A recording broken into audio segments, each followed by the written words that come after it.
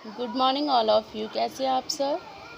आज हम आपकी कक्षा 8 की संस्कृत की अभ्यास पुस्तिका रुचिरा तृतीय भाग के तीसरे पाठ का अध्ययन करेंगे।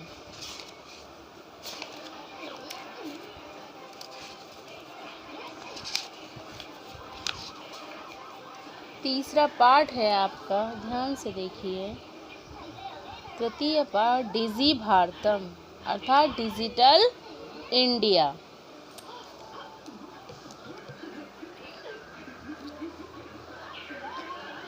प्रस्तुत पाठ डिजिटल इंडिया के मूल भाव को लेकर लिखा गया। ये हमें ये बता रहा है कि आने वाला जो समय है उनमें इंडिया कितनी एडवांस इंडिया, डिजिटल इंडिया हो जाएगी। पैसों का काम नहीं होगा, क्रेडिट कार्ड, डेबिट कार्ड के माध्यम से हर काम हुआ करेगा। अर्थात यही दिखाने के लिए हमें इस पाठ को पढ़ना है, समझना है। अद्य संपूर्ण विश्वे डिजिटल इंडिया इत्यस्य चर्चा श्रूयते। आज के समय में पूरे संसार में डिजिटल इंडिया होगी ऐसी चर्चा सुनाई देती है। अस्य पदस्य कः भाव, इस पद का भाव क्या है, अर्थात इस पद का मतलब क्या है। इति मनसि जिज्ञासा उत्पद्यते, सबके मन में ऐसी जिज्ञासा उत्पन्न होती है। काल परिवर्तनेन सह मानवस्य आवश्यकता अपि परिवर्तते, जैसे जैसे समय परिवर्तन हो रहा है वैसे वैसे उस समय के साथ साथ मानव की आवश्यकताएं भी परिवर्तित हो रही हैं, बदल रही हैं।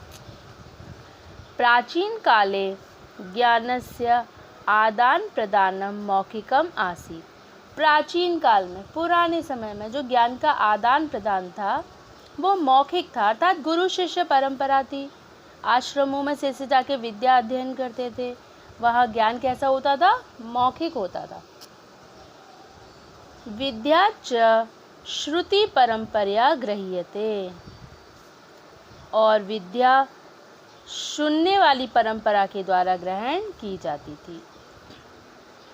अनंतरम तालपत्रोपि भोजपत्रोपि च लेखन कार्यम आरब्धम। कुछ समय के पश्चात जैसे जैसे समय बीता मनुष्य की आवश्यकताएं परिवर्तित हुई और तालपत्र के ऊपर लिखना आरंभ हुआ तथा भोजपत्र के ऊपर लेखनी से लिखना आरंभ हो गया। परिवर्तन काले कर्गदस्य लेखन्या च आविष्कारेण सर्वेषामेव मनोगतानां भावानां कर्गद उपरि लेखनम प्रारंभम। परिवर्तन काले कुछ समय बीता, उसके बाद कागज का और लेखनी का और कलम का आविष्कार के द्वारा सभी मानवों की मनोगताओं, मन की जो स्थिति थी, जो वो बताना चाहते थे, उनके भावों को कागज के ऊपर लेखनी से लिखना आरंभ किया गया। टंकड़ यंत्र से, टंकड़ होता है हमारा कंप्यूटर, कंप्यूटर यंत्र के आविष्कार के द्वारा तो लिखिता सामग्री टंकिता सती बहुकालाय सुरक्षिता अतिष्ठत, अर्थात कंप्यूटर का आविष्कार हुआ जिसके द्वारा लिखी हुई सामग्री को बहुत लंबे समय तक कंप्यूटर के अंदर सुरक्षित रखा जा सकता है। वैज्ञानिक प्राविधे प्रगति यात्रा पुनः अपि अग्रे गता, उसके बाद वैज्ञानिक पद्धति के द्वारा प्रगति की यात्रा हुई, अर्थात दिन प्रतिदिन तरक्की हुई, लोग आगे बढ़े और नई नई खोजों का आविष्कार करते रहे। अद्य सर्वाणि कार्याणि संगणकम नाम के यंत्रेण साधितानि भवन्ति, आज सारे कार्य कंप्यूटर यंत्र के माध्यम से ही पूरे होते हैं। समाचार पत्राणि पुस्तकानि च कंप्यूटर माध्यमेन पठ्यन्ते, आज के समय में हम समाचार पत्र हो या कोई भी पुस्तक हो कंप्यूटर के माध्यम के द्वारा पढ़ाई जाती है, पढ़ते हैं। लिखन्यते च और लिखते हैं। कर्गद उद्योगे वृक्षाणाम उपयोगेन वृक्षा कर्तयन्ते। कागज का जितना ज़्यादा उपयोग होता है उतना वृक्षों के का उपयोग होता है, उतना ही वृक्षों को काटा जाता है, क्योंकि वृक्षों के द्वारा ही कागज का निर्माण किया जाता है। परम संगणकस्य अधिकाधिक प्रयोगे वृक्षाणाम कर्तने न्यूना भविष्यति। लेकिन कंप्यूटर के बहुत अधिक प्रयोग से वृक्षों को काटने में न्यूनता आ गई है, कमी आ गई है। और जितना ज़्यादा से ज़्यादा कंप्यूटर का उपयोग होगा उतनी ही वृक्षों को काटने में कमी आएगी, ऐसा लोगों का विश्वास है।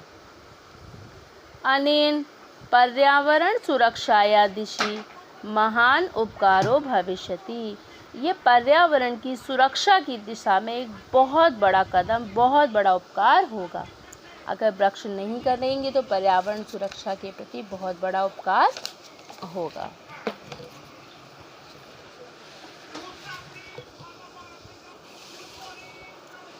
अधुना आपणे वस्तुक्रयार्थं रूप्यकाणाम् अनिवार्यता नास्ति। आजकल के समय में वस्तुओं को खरीदने के लिए रुपयों की अनिवार्यता नहीं है। डेबिट कार्ड, क्रेडिट कार्ड इत्यादि के द्वारा सर्वत्र रूप्यकाणम स्थान गृहीतवन्तः। सब लोग रुपयों के स्थान को ग्रहण करते हैं, अर्थात एक से दूसरे के पास क्रेडिट कार्ड और डेबिट कार्ड के माध्यम से पैसों का ट्रांसफ़र होता है, परिवर्तन हो जाता है, और मनुष्य को वस्तुएं खरीदने के लिए हाथ में पैसा लेकर चलने की आवश्यकता नहीं है। वित्तकोशस्य बैंकस्य चापि सर्वाणि कार्याणि संगणकेन संपाद्यते। वित्तकोश को चेक करना अर्थात पैसों को चेक करना हो बैंक में, और चाहे कोई भी कार्य हो, बड़े से बड़ा कार्य हो, सारे कार्य कंप्यूटर के माध्यम से संपादित होते हैं। बहुविधा अनुप्रयोगा ऐप और बहुत प्रकार के ऐपों का प्रयोग किया जा रहा है। मुद्राहीनाय विनिमयाय कैशलेस ट्रांसैक्शन सहायिका सन्ति। अर्थात कैश का आदान प्रदान भी ऐपों के द्वारा किया जा रहा है, जो बहुत ही सहायक सिद्ध होता है, अर्थात हेल्पफुल है। कुत्रापि यात्रा करनी है, अगर हमें कहीं की भी यात्रा करनी हो, रेलयान यात्रा पात्रस्य, अगर हमें रेल में यात्रा करनी हो, वायुयान यात्रा पात्रस्य, अगर हमें रेल का टिकट खरीदना हो, वायुयान का टिकट खरीदना हो, अनिवार्यता अधिनास्ति। तो क्या है कि पैसों की अनिवार्यता नहीं, हाथ में पैसा लेकर चलने की अनिवार्यता नहीं है। सर्वाणि पत्राणि अस्माकं चलदूरभाष यंत्रे। हर प्रकार के पत्र जो हमें एक से दूसरे तक पहुंचाने हैं वो भी अस्माकं हम सब चल दूरभाष यंत्रे, यानी कि जो दूरभाष यंत्र है, जो कंप्यूटर, उसकी सहायता से ईमेल करके लिखकर एक स्थान से दूसरे स्थान पर सुरक्षित पहुंचा सकते हैं। यदि संदर्श्य वयं सौकर्येण यात्रा स आनंदम गृहीतम।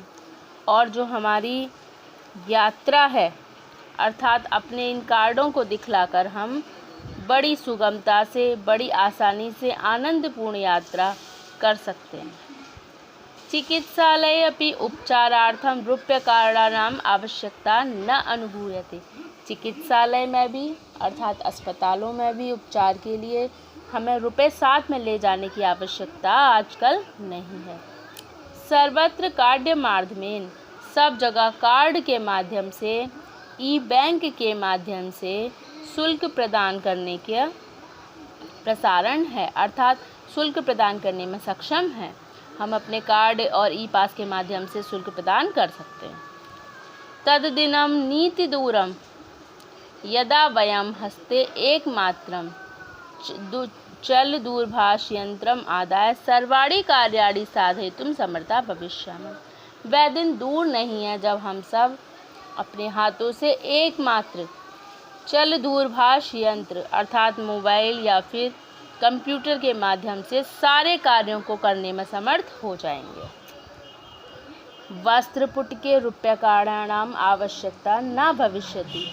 हमें वस्त्रों को खरीदने के लिए भी रुपयों की आवश्यकता, हाथ में ले जाने की आवश्यकता नहीं होगी। पासबुक, चेकबुक आदि की इत्यादियों आवश्यकता न भविष्यति। हमें पासबुक ले जाने की या चेकबुक ले जाने की आवश्यकता नहीं होगी। पठनार्थं पुस्तकानां समाचार पत्राणाम अनिवार्यता समाप्त्या भविष्यति।